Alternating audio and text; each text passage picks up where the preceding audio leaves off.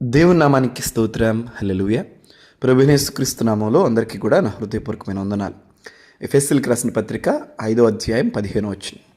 దినములు చెడ్డవి గనుక మీరు సమయమును పోనీయక సద్వినియోగం చేసుకొనుచు.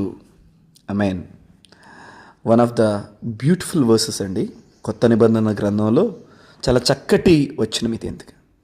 ఎందుకంటే భూమి మీద కొనలేనిది అంటూ ఏదైనా ఉంది అంటే సమయం. అది మీకైనా, నాకైనా, రాజుకైనా, అధికారికైనా, ఎవరికైనా సరే.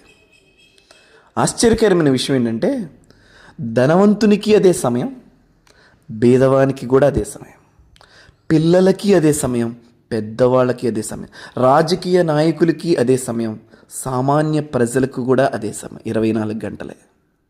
అయితే డిఫరెన్స్ చెప్తాను, ఒక మాట చూడండి. అందరికీ అదే సమయం, కోటీశ్వర్లకి అదే సమయం, పేదవారికి కూడా అదే సమయం.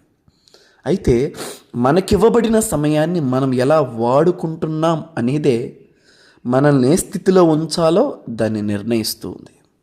ఆమేన్. హల్లెలూయా. సో మీరు కొంతమంది వ్యక్తుల, బిల్ గేట్స్, ఎలన్ మస్క్, కొంతమంది ఇప్పుడు ప్రస్తుత ధనవంతుల జాబితాను తీసుకోండి. వారి ఇంటర్వ్యూస్ని ఒకసారి చూడండి.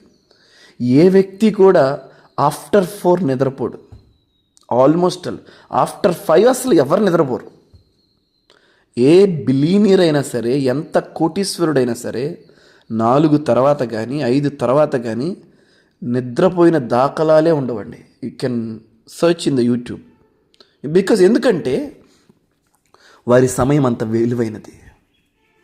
వారి సమయం అంత కన్స్ట్రక్టెడ్గా వారి జీవితాల్ని తమ కుటుంబంతో, తమ వ్యాపారంతో, తమ పనులతో చక్కగా వినియోగం చేసుకుంటూ ఉన్నారు. కానీ అనేక మంది, ఎస్పెషల్లీ మన భారతదేశంలో యవనస్తులు, పెద్దవారు, బైబిల్ గ్రంథం కూడా యూనివర్సల్గా ఒక మాట ఉంది. ముసలమ్మ ముచ్చట్లు అనే పదాన్ని వాడింది. యవనస్తులకు వచ్చేసరికి దుష్టుల సహవాసం అని చెప్పింది. అపహాసకులు కూర్చుండు చోటు కూర్చోవద్దు అని చెప్పింది. సో ఇవన్నీ ఎప్పుడంటే అనవసరంగా మన సమయాన్ని దుర్వినియోగం చేసుకున్నప్పుడే జరుగుతాయి ఇవన్నీ కూడా. అందుకనే దేవుడు మనల్ని ప్రేమించి ఇచ్చిన ఈ ఆయుష్కాలాన్ని చాలా చక్కగా సద్వినియోగం చేసుకోవాలండి.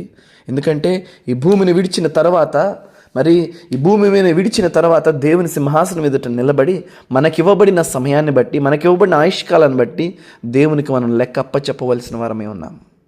కనుక దేవాతి దేవుడు మనల్ని బ్రతుకనిస్తూ ఉన్నాడు. మరొక నూతన దినాన్ని చూసేటట్లు, మరొక నూతన మాసాన్ని చూసేటట్లు కృపని పొడిగిస్తూ ఉన్నాడు. కనుక దేవుడు మన జీవితాల్లో ఇస్తున్న ఆ అవకాశాన్ని మరింత సద్వినియోగం చేసుకుంటూ, ప్రభువును స్తుతించుకుంటూ, ప్రభువును మహింపరిచే వ్యక్తులుగా మనందరం కూడా ఉందాం. దేవుడి మాటలు మన వినికిడిలో దీవించును గాక. గాడ్ బ్లెస్ యు ఆల్ అండి.